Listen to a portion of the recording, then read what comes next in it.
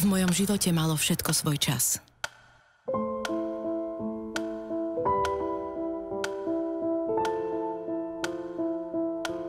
Najskôr bol čas vyštudovať. Učiť sa nové veci. Pracovať na sebe. A budovať kariéru. Potom prišiel čas, kedy do môjho života vstúpil on. Krásne spoločné minúty, hodiny,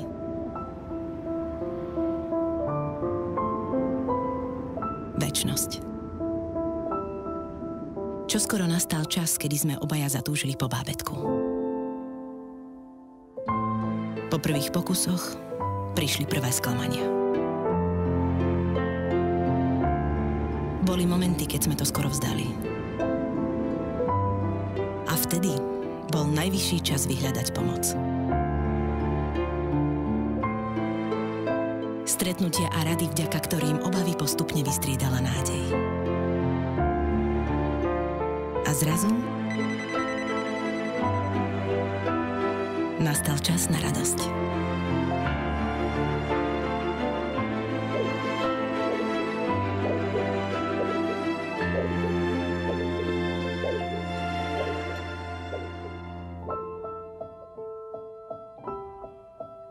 Odvtedy patrí všetok náš čas iba jej.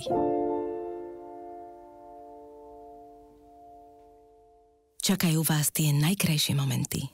Nestrácajte čas. Ginfiu.sk